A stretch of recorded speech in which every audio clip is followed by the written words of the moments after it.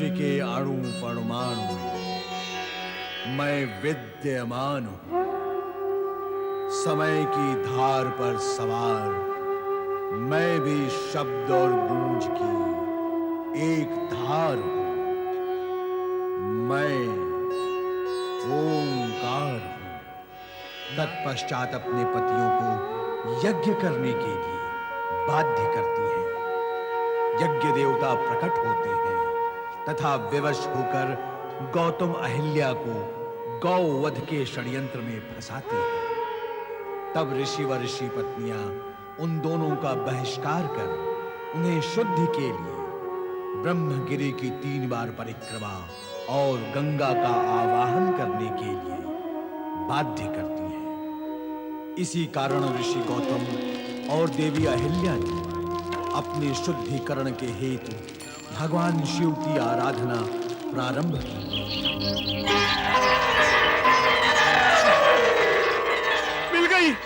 मिल गई स्वर्ण मुद्राएं मिल गई।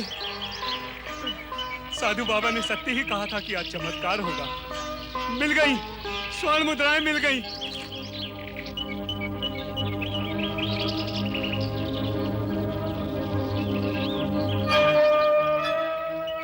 हमारे साधु महाराज ने हमें बताया था कि आप कोई राजपुरुष हैं। उन्हीं साधु महाराज की आज्ञा और आशीर्वाद पाकर मैं अपनी पुत्री अंशुमति का विवाह आपके साथ करने के लिए वचनबद्ध हूँ। किंतु इतना बड़ा और महत्वपूर्ण निर्णय लेने से पूर्व आपको मेरे विषय में जान लेना आवश्यक होगा। आप राजपुरुष हैं, शालीन हैं, विनम्र हैं, क्या इतना पर्याप्त नहीं है? जिसे आप राजपुरुष कह रहे हैं वो एक राजभ्रष्ट दरिद्री है। बाल्यकाल में ही कहें तो जन्म लेते ही मेरे माता पिता स्वर्ग सिधार गए थे। विनम्र और शालीन तो मैं आपकी दृष्टि में हूं, अपनी दृष्टि में तो मैं एक अभागा हूं जिसने जन्म लेते ही अपने माता पिता को खो दिया। अर्थात अब तो आपको उनके नाम का स्मरण भी नहीं होगा। मैं तो केवल इतना जानता हूं कि मैं विदर्भ के महाराजा सत्यरथ और महारानी सुरथा का पुत्र हूं। महाराज सत्यरथ? तो तुम उनके पुत्र हो? आप उन्हें जानते थे? हाँ कुमार, मेरे तो वो परम मित्र थे। संभवतः तुम्हें याद ही ना हो कि उनके शत्रु वृषध्वज ने छल से उनका वध किया और उनका विदर्भ राज्य भी ले लिया। किंतु तुम चिंता ना करो, मेरी सारी सेना तुम्हारे साथ है। तुम शीघ्र ही विदर्भ पर आक्रमण करके पुनः अपना राज्य प्राप्त कर लो। किंतु इससे पूर्व मेरी पुत्री से विवाह करो। आदरणीय, आपकी कृपा, आत्मीयता एवं स्नेह पाकर मैं कृतार्थ हूं। किंतु अपनी माता की आज्ञा प्राप्त किए बिना मैं कोई कार्य नहीं कर सकता, और विवाह जैसा महत्वपूर्ण कार्य तो कदापि नहीं। कारण मेरी धर्म माता उमा मेरी स्वर्गीय माता से भी बढ़कर है। उन्होंने न केवल मेरे प्राणों की रक्षा की है, अपितु मेरा पालन पोषण भी किया है। ये धरती तुम जैसे पुण्यात्मा पुत्रों के कारण धन्य है कुमार। सुनो धर्मगुप्त, मुझे वट वृक्ष के नीचे ये स्वर्ण कलश मिला है। साधु बाबा ने जो कहा था वैसा ही चमत्कार हो गया। ऐसा ही एक चमत्कार मेरे साथ भी हो गया है। चमत्कार था और सुरा सुंदरी में खोया हुआ था। आनंद आ गया। सुंदरी। महाराज, महाराज, महाराज, अनर्थ हो गया है महाराज। और क्या क्या हो गया है महामंत्री? अनर्थ और विनाश हो गया है महाराज। और अब तो केवल सर्वनाश होना शेष रह गया है महाराज। ये क्या कह रहे हो महामंत्री? सत्यरथ का पुत्र धर्मगुप्त? हाँ हाँ, धर्मगुप्त अपने पिता का बदला लेने हाथ में नंगी तलवार लिए इधर ही आ रहा है महाराज। क्या? तो हमारी नंगी तलवारें कहाँ हैं? कहाँ हैं? वृषध्वज, मेरे पिता के हत्यारे, क्या करेगा अब तू तलवार का? मेरी सेना ने विदर्भ राज व तेरे राज पे संपूर्ण अधिकार कर लिया है। अब तो तुझे तेरे किए का परिणाम भुगतना होगा। क्षमा, क्षमा, क्षमा। मुझे प्राणदान दे दो, प्राणदान दे दो मुझे।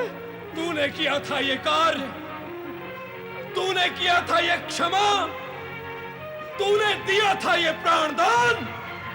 जिस व्यवहार की दूसरों से आशा की जाती है, पहले उसे स्वयं करना पड़ता है भ्रष्टाचार। सत्य कहते हो, सत्यव्रती ही ऐसा करते हैं। मुझ जैसा अहंकारी, प्रतिकारी और निर्बुद्धि भला सत्य व्यवहार को कैसे समझ सकता है? इसीलिए मैं प्राणदान मांग रहा हूं धर्मगुप्त। प्राणदान? अपने पिता के हत्यारे को प्राणदान? कदापि नहीं। सावधान, सावधान धर्मगुप्त। हत्या के प्रति हत्या को हत्यारे और नीच वृत्ति वालों का कार्य है, शिव भक्त का नहीं, धर्मगुप्त का नहीं। मुझे प्राणदान दो धर्मगुप्त, मुझे प्राणदान दो। दिया, हमने तुम्हें प्राणदान दिया, किंतु एक वचन दो कि तुम विदर्भ राज के विरुद्ध कोई षड्यंत्र नहीं करोगे। मैं वचन देता हूं कि विदर्भ राज और तुम्हारे विरुद्ध कोई षड्यंत्र नहीं करूंगा।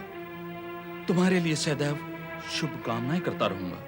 शिव भक्ति का प्रचार करते हुए सदाचार से अपना राज्य चलाते रहो। भगवान शिव तुम्हें सुबुद्धि दे। ओम नमः शिवाय। मेरी एक प्रार्थना है महाराज धर्मगुप्त, आप मेरे राज्य और विदर्भ राज्य का कार्यभार संभालें। मैं अपने जीवन की मुक्ति के लिए शिव प्रदोष व्रत करने जा रहा हूं। ओम नमः शिवाय।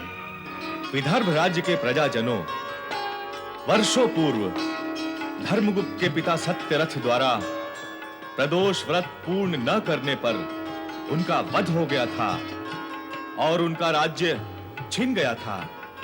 आज धर्मगुप्त द्वारा प्रदोष व्रत पूर्ण करने पर वो राज्य पुनः प्राप्त हो गया है। ये सब शिव प्रदोष व्रत की महिमा का ही परिणाम है।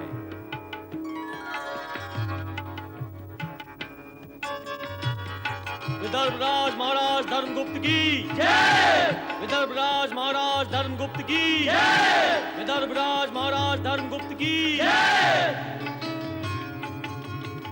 इस शुभ अवसर पर मैं घोषित करता हूं कि शीघ्र ही मेरी पुत्री अंशुमति का विवाह महाराज धर्मगुप्त के साथ धूमधाम से संपन्न होगा।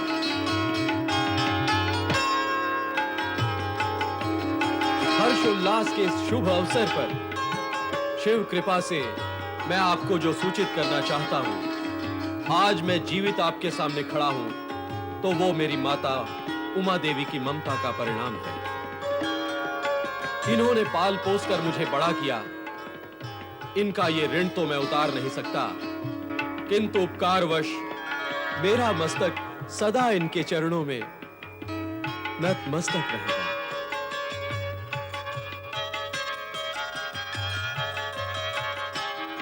आज से इन्हें इस राज्य की राजमाता होने का सम्मान प्राप्त होगा। राजमाता की जय। राजमाता की जय। और मेरा भाई शुचिव्रत राज्य संचालन में मेरा पूरा साथ देगा। अब आप सब मिलकर प्रेम पूर्वक मेरे साथ बोले, पराग पर ब्रह्म परमेश्वर की जय। भगवान शिव शंकर की जय। नारायण नारायण। प्रणाम। ये सब भगवान भोलेनाथ और माता पार्वती की कृपा का फल है। अतीत की समस्त दुखद घटनाओं से हमें यही शिक्षा प्राप्त होती है कि हमें शिव प्रदोष व्रत से कभी विमुख नहीं होना चाहिए। देवर्षि नारद सत्य कह रहे हैं। मैं ये घोषणा करता हूं कि हमारे राज्य के ग्राम ग्राम में शिवालय का निर्माण होगा तथा शिव शक्ति का प्रचार होगा। बोलिए हर हर महादेव, हर हर महादेव, हर हर महादेव, हर हर महादेव, हर हर महादेव, हर हर महादेव। शिव की लीलाएं अगम्य पुत्रों को जन्म दिया। ये दोनों दैत्य जन्म लेते ही युवा हो गए। नारायण नारायण नारायण।